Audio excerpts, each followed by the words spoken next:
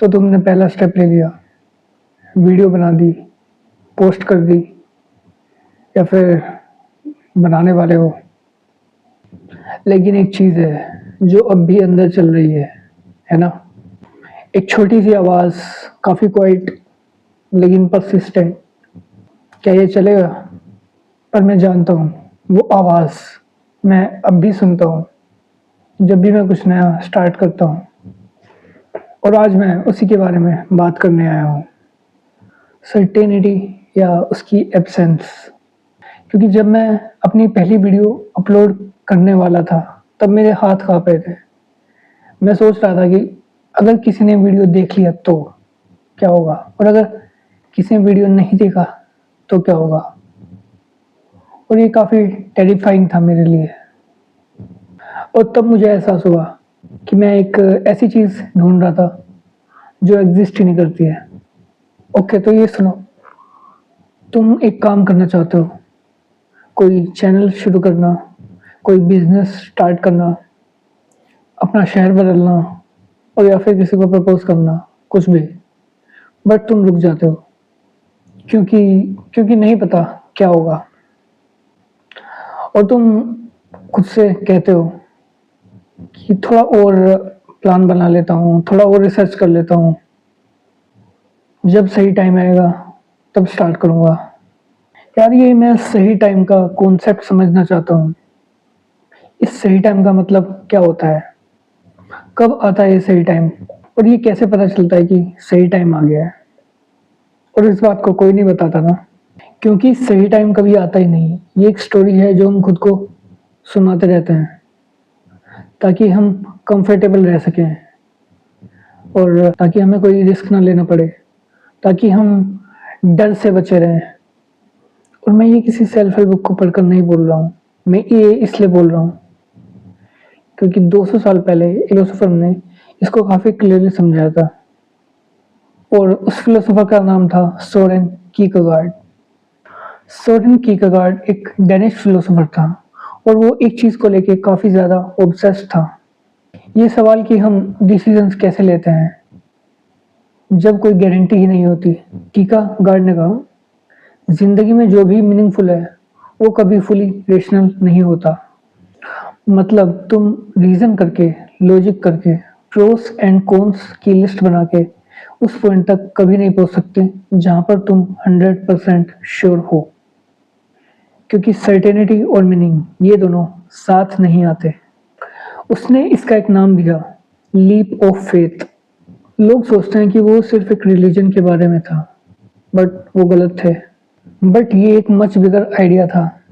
कीरकेगार्ड कह रहा था, हर वो चीज़ जो तुम्हारी ज़िंदगी में एक्चुअली मैटर करती है, रिलेशनशिप, तुम्हारा काम, क्रिएटिव वर्क, कोई भी कमिटमेंट, वो एक लीप है, एक जंप इनटू अनसर्टेनिटी।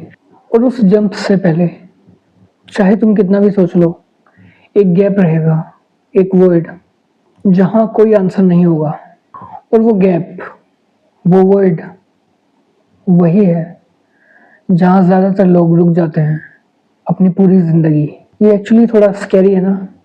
मतलब ये जो अनसर्टेनिटी है, जो कभी आने वाली ही नहीं है, तुम क्या कर रहे हैं, व्हाट वी आर डूइंग। कीरकेगार्ड का पॉइंट ये नहीं है कि लाइफ होपलेस है। उसका पॉइंट ये है कि जो लोग लीप लेते हैं बिना गारंटी के, वो लोग अपनी लाइफ थोड़ा अलग तरीके से जीते हैं। वो वेट नहीं करते, वो क्रिएट करते हैं, वो बिल्ड करते हैं फुली इम्परफेक्टली, और बाकी सब शोर के पास खड़े रहते हैं, सेफ एंड एम्प्टी। एक फ्रेंच फिलोसोफर थे, Jean Paul Sartre. He said, you are condemned to be free. मतलब तुम फ्री होने से बच नहीं सकते। हमेशा, हर मोमेंट तुम चूज कर रहे होते हो जब तुम कुछ नहीं कर रहे होते। वो भी एक चॉइस है जब तुम वेट कर रहे हो, वो भी एक चॉइस है। और ये रियलाइजेशन जब पहली बार होती है तो काफ़ी हैवी होती है। इसका मतलब है कोई एक्सक्यूज नहीं है, सर्कमस्टांसेस सही नहीं थे, तुमने चूज किया सर्कमस्टांसेस को एक्सेप्ट करना। टाइम नहीं था, तुमने चूज किया कुछ और करना। रेडी नहीं थे, तुमने चूज किया रेडी नहीं होना। ये हार्श लगता है, मगर सार्ट्रे का पॉइंट कंडेम करना नहीं था, उसका पॉइंट था लिबरेट करना। क्योंकि अगर तुम हमेशा चूज कर रहे हो तो तुम हमेशा चेंज भी कर सकते हो। कोई और तुम्हारी जिंदगी नहीं जी रहा, सर्कमस्टांसेस नहीं, लोग नहीं। ये काफी टेरिफाइंग भी है और एम्पावरिंग भी, जो मैंने अभी तक जाना। जब मैंने डिसाइड किया कि मैं एक फिलोसफी चैनल बनाऊंगा, तो मेरे आसपास काफी लोग थे जिन्होंने मुझे मना किया। किसी ने कहा फिलोसफी इंडिया में कौन देखेगा, किसी ने कहा पहले स्टेबल जॉब तो कर ले। और ऑनेस्टली वो सभी लोग पूरी तरह से गलत भी नहीं थे। मैं जनरली नहीं जानता था कि चलेगा या नहीं, और ये शायद मैं अब भी नहीं जानता। लेकिन एक चीज क्लियर थी मेरे लिए, अगर मैं उन सभी लोगों के अप्रूवल का वेट करता, गारंटी का वेट करता, सर्टेनिटी का वेट करता, तो मैं वो चॉइस कर रहा होता जो सार्ट्रे ने डिस्क्राइब करी। मैं चूज कर रहा होता इन एक्शन को, पर वो मुझे एक्सेप्टेड नहीं था। सो मैंने एक लीप ली, कीकरगार्ड वाली, बिना गारंटी के, और आज यहाँ हूँ। ओके, सो अब प्रैक्टिकल बात करते हैं, क्योंकि फिलोसफी सुनना अच्छा लगता है, लेकिन प्रैक्टिकली कैसे काम आता है। स्टोइक्स के पास एक फ्रेमवर्क था, सिंपल, पावरफुल और 2000 साल पुराना। एंड ऑनेस्टली मुझे इससे बेटर फ्रेमवर्क अभी तक नहीं मिला। वो कहते थे दुनिया में सिर्फ दो चीजें हैं, एक तुम्हारे कंट्रोल में और एक तुम्हारे कंट्रोल में नहीं। और हमारी ज्यादातर सफरिंग, एंजाइटी, स्ट्रेस, पैरालिसिस, ये सब आता है इन दोनों के कंफ्यूज करने से। मैं अपने चैनल के बारे में सोचता हूँ कि व्यूज आएंगे या नहीं, it's not in my control. लोग सब्सक्राइब करेंगे या नहीं, not in my control. Algorithm मेरी वीडियोस को पुश करेगा या नहीं, नॉट इन माई कंट्रोल। लेकिन स्क्रिप्ट कितनी ऑनेस्ट है, ये मेरे कंट्रोल में है। मैंने रिसर्च करने में कितनी मेहनत की, ये मेरे कंट्रोल में है। मैंने डिलीवरी कितनी क्लियर रखी, ये मेरे कंट्रोल में है। आज वीडियो शूट किया या प्रोक्रेस्टिनेट किया, ये मेरे कंट्रोल में है। क्या तुमने कभी नोटिस किया जो चीज़ें तुम्हारी ज़िंदगी में मीनिंगफुल हैं, वो सब अनसर्टेन थी एक टाइम पे। सोच के देखो, क्या तुम्हारी बेस्ट फ्रेंडशिप, क्या पहले दिन पता था कि ये इतना इम्पोर्टेंट होगा। मीनिंग और सर्टेनिटी, ये दोनों ऑलमोस्ट कभी साथ नहीं आते। मीनिंग यूजुअली अनसर्टेन बात से आता है, अनकंफर्टेबल चॉइसेस। एक चीज जो तुम ऑलरेडी जानते हो, जिसका आंसर तुम्हें पहले से ही पता है, वो चीज तुम्हें कंफर्टेबल बना देती है, मगर कभी तुम्हें ग्रो नहीं करती। जो अननोन है, अनसर्टेन है, वो एक्चुअली तुम्हें अलाइव रखता है। तो शायद ये सोच के देखो कि अनसर्टेनिटी तुम्हारी एनिमी नहीं है, वो एक साइन है कि शायद तुम एक सही जगह पे हो। सो हमारे एक और फिलोसोफर विक्टर फ्रैंकल के बारे में बात करते हैं। ये आदमी होलोकॉस्ट सर्वाइवर था, नाजी कंसंट्रेशन कैंप में कैदी था, और इसका सब कुछ छिन गया था, फ्रीडम, फैमिली और डिग्निटी। और उसने वहाँ द डार्केस्ट पॉसिबल सिचुएशन में कुछ ऑब्जर्व किया, और उसे बाद में अपनी एक बुक में लिखा, मैन्स सर्च फॉर मीनिंग। उसने देखा कि जो लोग सरवाइव कर रहे थे मेंटली, इमोशनली, वो लोग कुछ आगे देख रहे थे, कोई पर्पस, कोई रीजन, और चाहे कितना भी अनसर्टेन फ्यूचर। और जो लोग कंप्लीटली कोलैप्स कर जा रहे थे, उन्होंने मीनिंग छोड़ दी थी। वो सोचने लगे थे कि क्या ही फर्क पड़ता है। और फ्रैंकल ने इसे एक लोगोथेरेपी कहा, एक मीनिंग बेस्ड हीलिंग।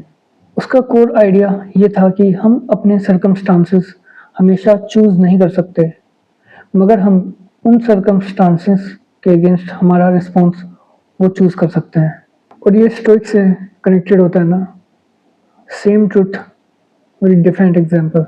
उसने कहा मीनिंग की कोई गारंटी नहीं होती, मीनिंग क्रिएट की जाती है एक्टिवली, कॉन्शियसली, हर दिन। तुम वेट नहीं कर सकते कि कोई तुम्हें आकर ये बताएगा कि तुम्हारी जिंदगी का क्या पॉइंट है। तुम डिसाइड करते हो अपने एक्शन से, अपनी चॉइसेस से और अपने लीप से।